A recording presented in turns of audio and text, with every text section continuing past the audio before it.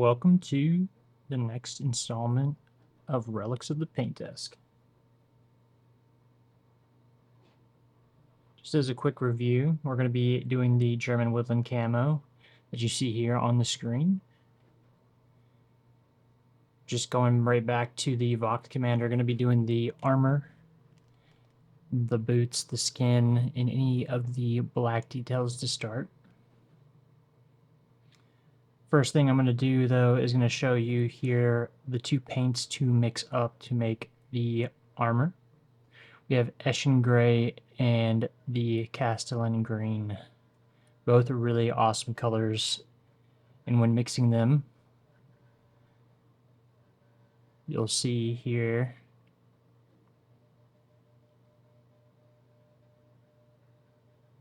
just taking a small dab of each.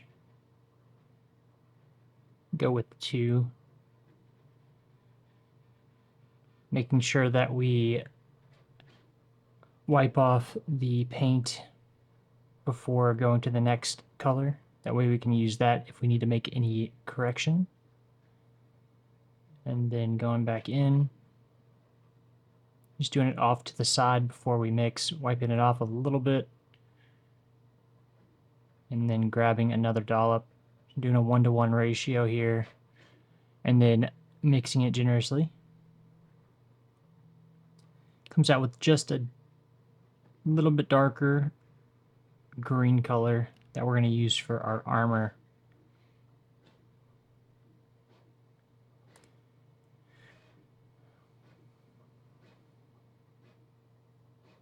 Wipe off just a bit of the excess here, and then go back in, and we're going to start with the shoulder pads.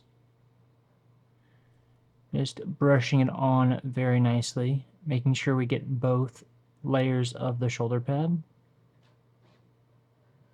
The top panel and then that lower recess panel.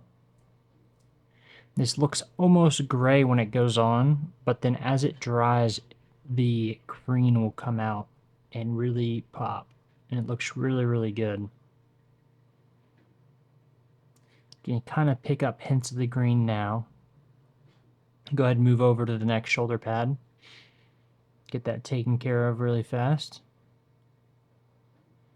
Again, remembering to get it close up to the other details on the model, trying not to get the paint across. If you happen to, it's okay, we can always clean it up, but want to save as little work as possible. Again, remembering to get that lower panel of the shoulder pauldron there. Making sure that we don't get any on the camouflage cloth of the shirt. And then here we go. We're going to do a bit of a speed run here, getting the rest of the helmet and the start of the chest piece done. So we'll let this go.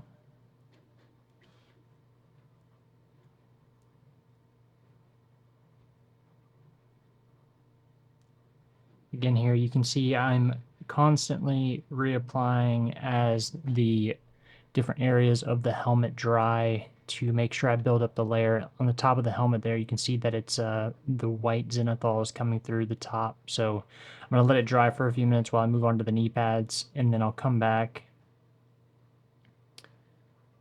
and hit the top of the helmet again in any areas where that detail is still showing through.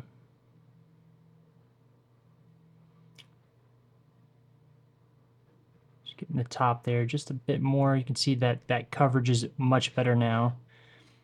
Just stippling on a few little different spots to make sure I get all that zenithal prime covered up.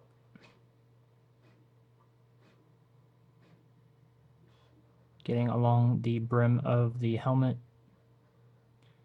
and then making sure I hit the knee pads once again, both knee pads, and making sure that I get along the edges of the knee pads that are close to the cloth material of the pants.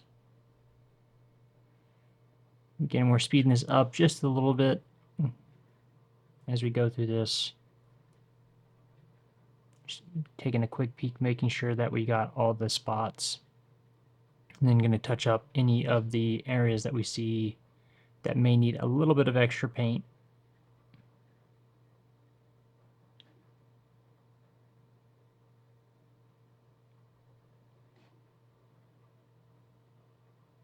That green's really starting to pull through now, which is super nice.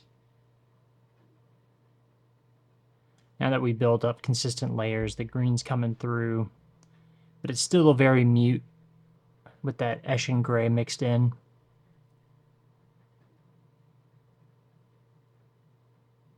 Alrighty, and so now we're going to start working on the chest piece. Making sure all our layers are the same way. I start out with the bottom portion of the armor plate and then start working on the chest pieces, going from the top corner down to the center of the chest.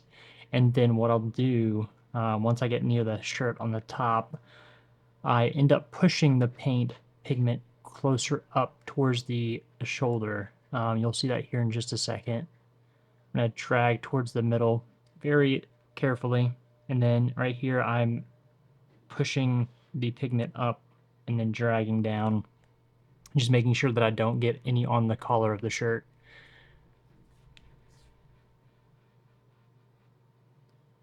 Again, doing the same drag down motion, and then I'll push the pigment back up into the corner of the armor there. And that's that. There you go. There's the armor all done. You may have to come and touch up a few areas here and there, especially on the corners. You cannot forget that the armor piece comes around the side here, right there. And then you'll also notice on the back, behind the right arm, that you'll have to touch there as well, because that armor plate comes around his whole torso. Just going to readjust the model here, make sure he sticks on the base. And then just push some pigment just up in that corner there in the crack. You could leave it bare, just because of the way the shadow falls, but I always like to throw paint anywhere that I can potentially see, just to make sure. And I'll go back in and apply an extra layer on that spot right there, right in the crack of the arm, just to make sure it covers generously. There you have it. It should be all taken care of.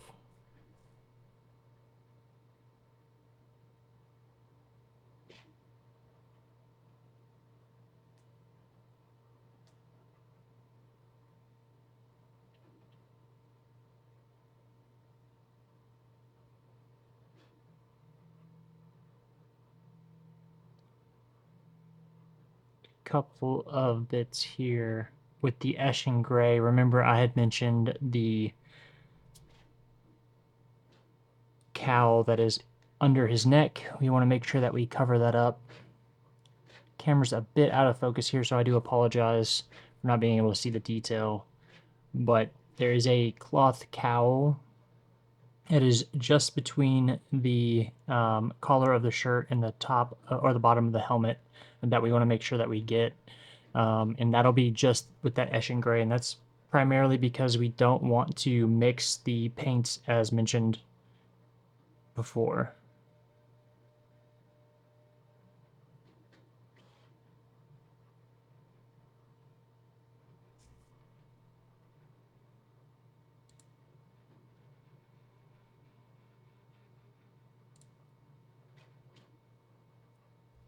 Just getting on this other side here.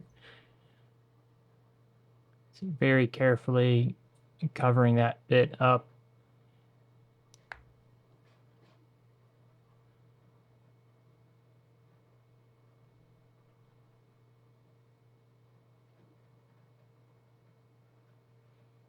And then getting just underneath the chin.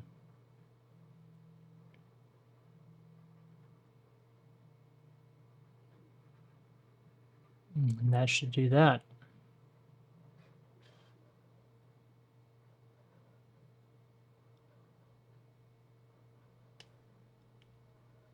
All right, and so the next color we're going to be using is the Cadian Flesh Tone. This is going to be used on the skin. I'm going to take a quick dollop and drop it on my wet palette, and then we can begin on the face, and then we'll move on to the hands. Both hands are exposed, they don't have gloves on.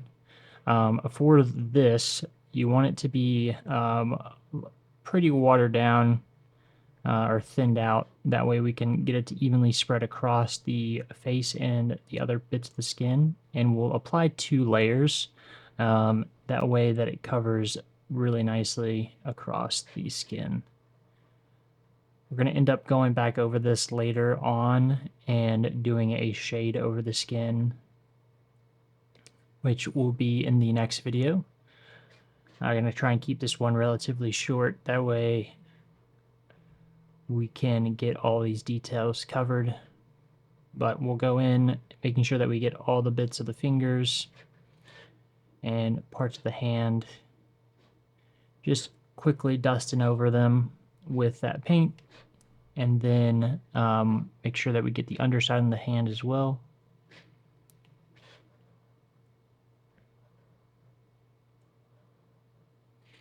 Then we'll get a little bit more paint on our brush here after we clean it off, and we'll move on to the other part of the hand, or the other hand rather.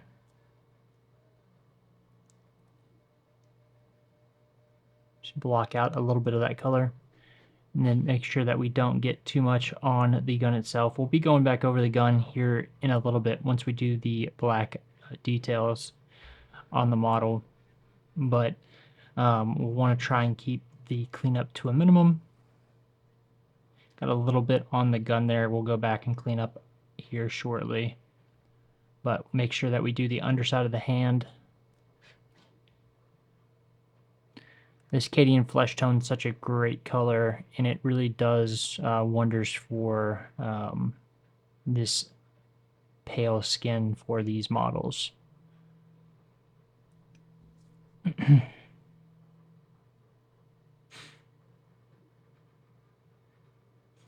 Can kind of see that the face is pretty light, and especially on the top of the hand here. This is where we'll have to go in for that second layer, just to make sure that we get good coverage before we do our shading. Go back over the face here. The face will start to pop here shortly. I got a little bit extra paint in his mouth, so we're going to end up having to draw some of that out. What we'll do is we'll go in and dry the brush off completely, get it just a little bit wet with water, and then we'll dab our brush into his mouth to kind of pull out any of the excess paint that hasn't settled yet. And that's what I'm doing here now. You can see me brushing it off a little bit onto my thumbnail there. Anywhere that there's a excess pool of paint, we're going to kind of wick away with our dry brush. And then I got a little bit on the helmet there, so we're going to go back in with the Castellan green and then just quickly dab over it.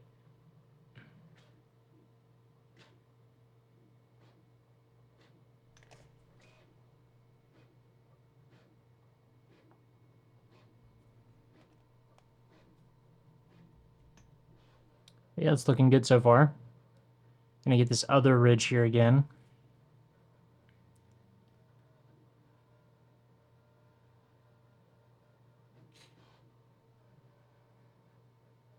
And we're gonna go back over this hand once more, kind of pull out that color just a bit more.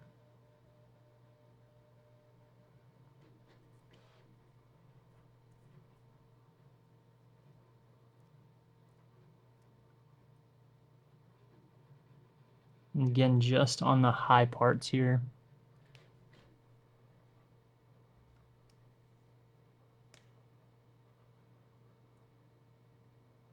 All right, and we're going to switch over to the black now. Again, this is a game color Vallejo black. It's a very mute matte black that will apply very generously across the boots. This will also go across the gun, the black tube that is connecting the radios to the Vox pack.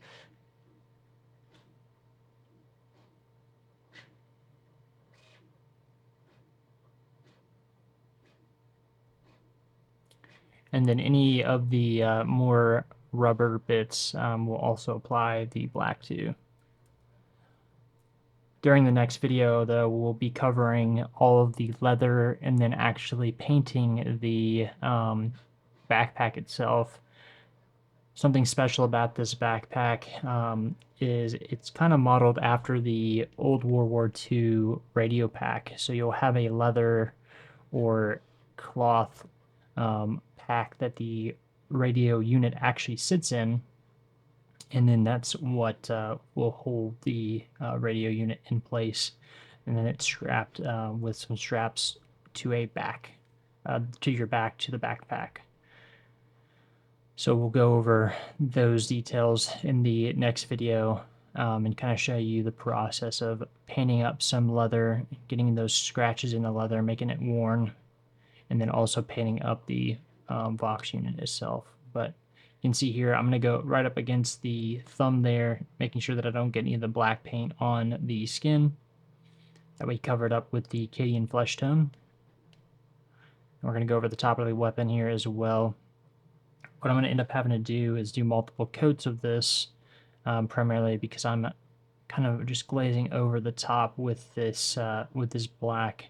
I want it to have a darker appearance. We're going to do multiple layers of this black to make sure that it goes through.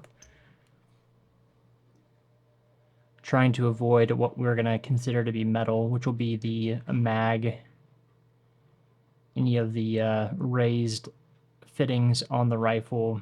We'll end up doing stock as well in black. I was planning on doing a wood grain stock to kind of simulate that old War II M1 Garand. Has the wooden stock, but I voted against it. I thought that would be a little bit too complex for what we're going for here with the modern style. So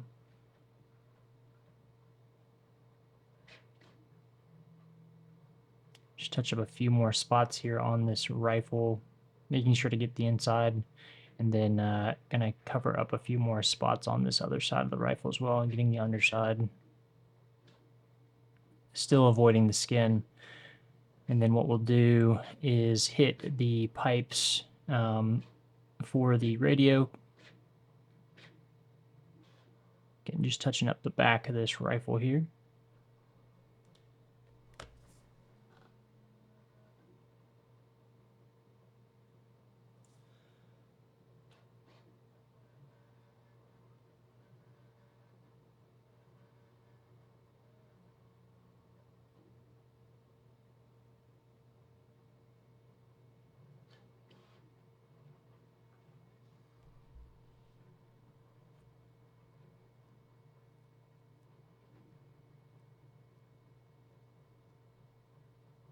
All right, moving on to the black pipe that holds the electrical wires for the radio.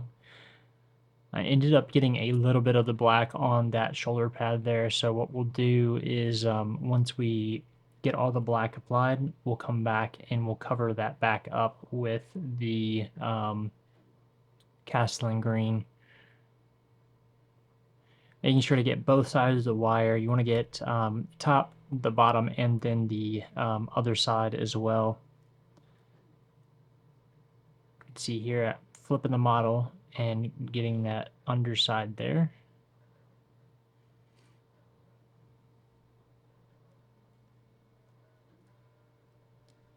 And trying to avoid any of the primer being visible when painting this. Obviously, you want to do that with the whole thing. However, with the zenithal, where it shows the brightest white, you want to make sure you get all that covered up, especially in the areas that are in the recesses. Even though those would technically be shaded with the zenithal hitting them, that's that light bleed off that you see that will be cast into those shaded regions. So you want to make sure you get all that covered up. And then I'm just going to reach back in here. A little bit of black bleed over in onto the metal bits and then onto the leather, or what we're going to be calling leather eventually, but we can get that covered up once we get to that step in the next video. Just going over one more time here, making sure that all that black is covered up really well.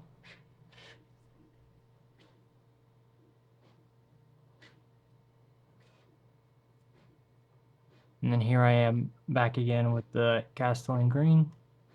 And I'm going to quickly just go right up next to the black, avoiding touching it, but getting it covered where I had a little bit of spillover there.